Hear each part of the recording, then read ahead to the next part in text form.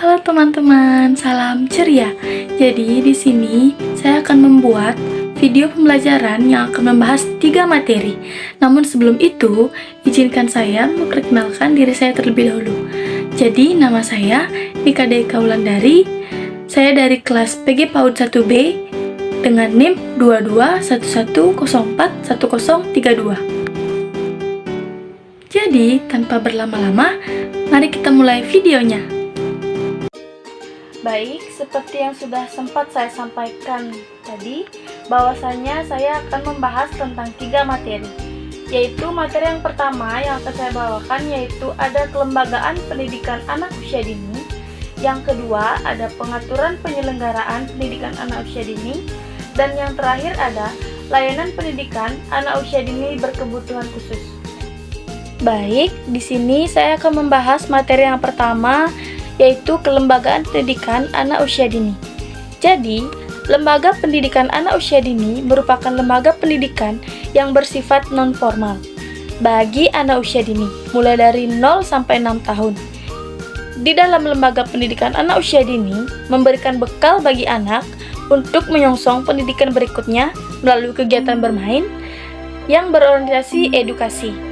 Banyak kegiatan yang diselenggarakan oleh lembaga pendidikan anak usia dini yang bertujuan untuk membentuk kepribadian anak menjadi anak yang baik sesuai dengan harapan para orang tua.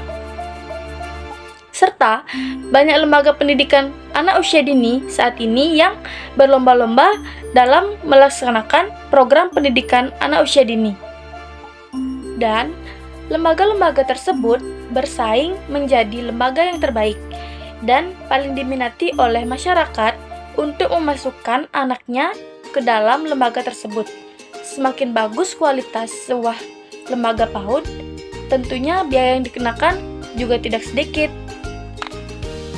Dan ada 4 prinsip yang terkandung dalam Konvensi Hak Anak, yaitu yang pertama ada non-diskriminasi, yang kedua ada dilakukan demi kebaikan terbaik untuk anak, yang ketiga ada mengakui adanya hak hidup, dan yang terakhir ada penghargaan terbaik terhadap anak. Nah, untuk selanjutnya, apa aja sih jenis-jenis lembaga pendidikan anak usia dini itu? Baik, yang pertama ada TK atau Taman Kanak-kanak. TK atau Taman Kanak-kanak adalah bentuk satuan PAUD yang menyelenggarakan program bagi anak usia 4 sampai 6 tahun secara lebih terstruktur. Yang kedua, ada KB atau kelompok bermain. KB atau kelompok bermain adalah bentuk satuan PAUD yang menyelenggarakan program bagi anak usia 2 sampai 4 tahun dengan toleransi sampai dengan 6 tahun. Jika di tempat tersebut belum tersedia layanan TK. Yang ketiga ada TPA atau disebut Taman Penitipan Anak. TPA atau Taman Penitipan Anak adalah bentuk satuan PAUD yang menyelenggarakan program pendidikan dan pengasuhan bagi anak usia 3 bulan sampai dengan usia 6 tahun. Dan untuk selanjutnya ada SPS atau Satuan PAUD Sejenis. Satuan PAUD sejenis adalah bentuk-bentuk layanan PAUD lainnya yang penyelenggaraannya dapat diintegrasikan dengan berbagai layanan anak usia dini yang ada di masyarakat, seperti pos pelayanan terpadu, lalu Bina Keluarga Balita, Taman Pendidikan Al-Quran, Taman Pendidikan Anak Soleh, Sanggar Pendidikan Anak Soleh, Pembinaan Anak Kristen, dan yang terakhir ada Bina Iman Anak Katolik. Dan semua layanan anak usia dini yang ada di bawah binaan lembaga agama lainnya, serta semua kelompok layanan pendidikan anak usia dini yang berada di bawah binaan organisasi wanita atau organisasi kemasyarakatan. Salah satu bentuk program SPS atau Satuan PAUD Sejenis adalah POS PAUD, yaitu program PAUD yang diintegrasikan dengan layanan Posyandu dan BKB atau Bina Keluarga Balita. Dan yang terakhir ada PAUD berbasis keluarga. PAUD berbasis keluarga atau disingkat dengan PBK adalah bentuk layanan PAUD yang diselenggarakan keluarga. Fasilitas PAUD berbasis keluarga dapat dilakukan melalui program pendidikan keorangtuaan atau disebut dengan parenting education. Setiap satuan PAUD berkewajiban menyelenggarakan program parenting yang diselenggarakan di satuan PAUD yang dibinanya, dengan tujuan keselarasan dan kesinambungan program antara perlakuan anak di satuan PAUD dan di rumah. Materi selanjutnya ada peraturan penyelenggaraan pendidikan anak usia dini. Pendidikan anak usia dini merupakan salah satu cara untuk menstimulasi potensi anak. Hal ini dijelaskan dalam Undang-Undang Republik Indonesia Nomor 20 Tahun 2003 tentang Sistem Pendidikan Nasional pada Bab 1 Pasal 1 Ayat 14 menyatakan bahwa pendidikan anak usia dini atau PAUD adalah suatu upaya pembinaan yang ditujukan untuk anak sejak lahir sampai dengan usia 6 tahun yang dilakukan melalui pemberian rangsangan pendidikan untuk membantu pertumbuhan dan perkembangan jasmani dan rohani agar anak memiliki kesiapan dan memasuki pendidikan lebih lanjut. Dan hal ini menjelaskan bahwa tujuan pendidikan anak usia dini adalah untuk mengembangkan berbagai potensi anak sejak dini sebagai persiapan untuk hidup dan dapat menyesuaikan diri dengan lingkungannya.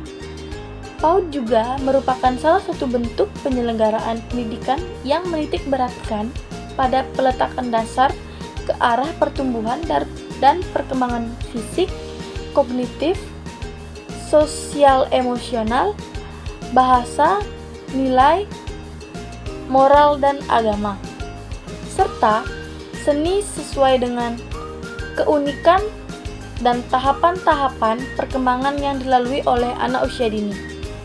Adapun juga tujuan lain dari PAUD itu sendiri yaitu untuk membentuk anak yang berkualitas, yaitu anak yang tumbuh dan berkembang sesuai dengan tingkat perkembangannya, sehingga memiliki kesiapan yang optimal di dalam memasuki pendidikan dasar serta mengarungi kehidupan di masa dewasa dan untuk membantu menyiapkan anak mencapai kesiapan belajar pada pendidikan selanjutnya.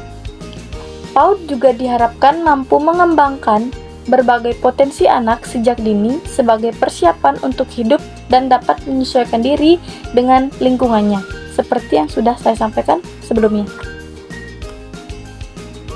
Dan yang terakhir, materi yang akan saya bawakan yaitu layanan pendidikan anak usia dini berkebutuhan khusus.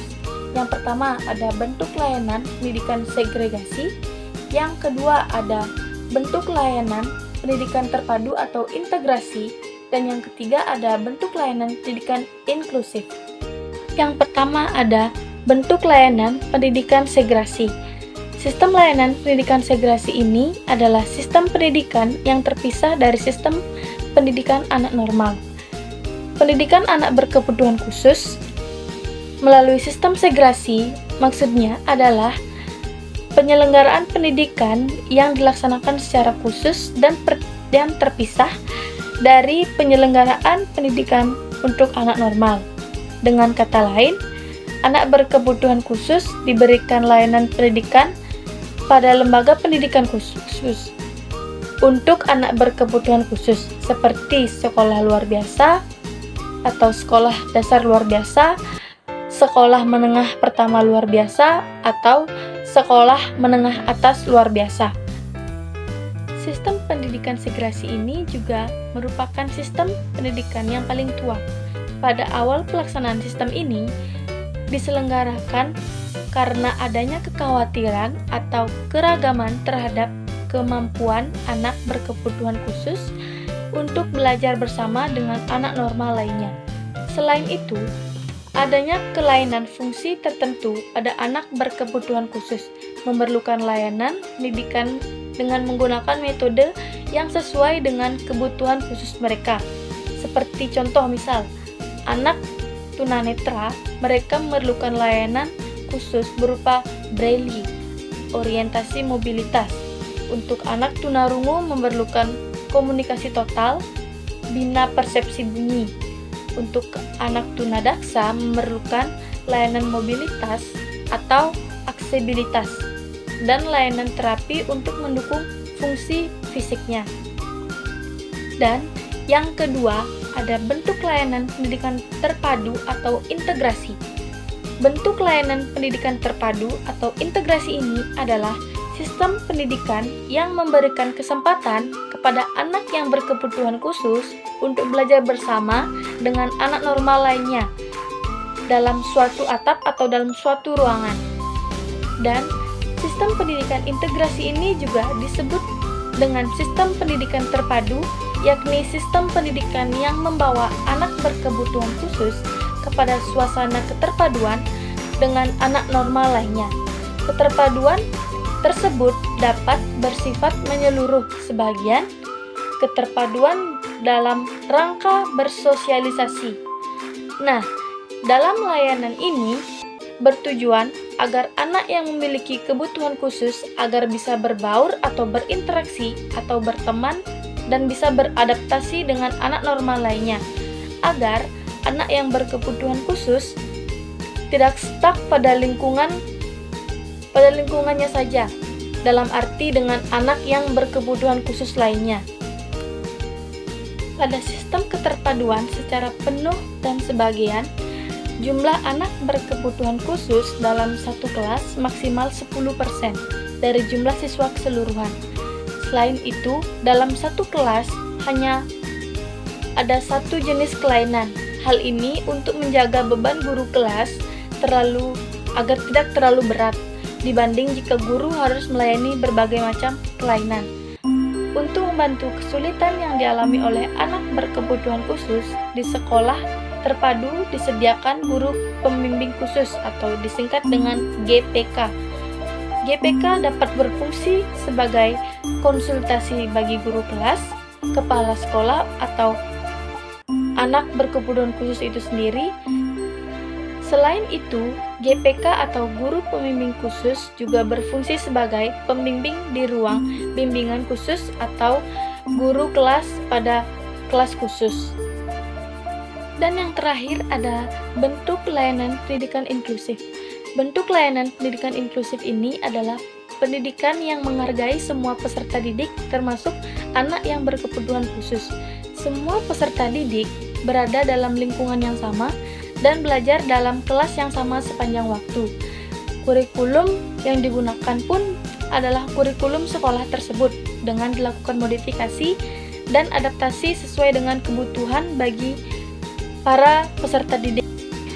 Bentuk layanan pendidikan inklusif yaitu layanan pendidikan yang ada di dalam kelas ataupun dalam sekolah umumnya terdapat peserta didik yang beragam, termasuk di dalamnya ada anak-anak yang tumbuh dan berkembang secara berbeda dibanding dengan anak-anak pada umumnya. Bentuk layanan ini prinsipnya adalah mereka hadir bersama-sama, saling menghargai, dan saling menerima perbedaan. Semua bisa berpartisipasi dalam kegiatan belajar sesuai dengan kemampuannya masing-masing. Dan diyakini semua anak dalam kelas bisa menciptakan prestasi sesuai dengan kondisinya masing-masing. Jadi, sekian dari materi yang dapat saya sampaikan. Jikalau ada salah kata, saya mohon maaf. Dengan itu, saya tutup dengan Parama Santi. Om Santi, Santi, Santi.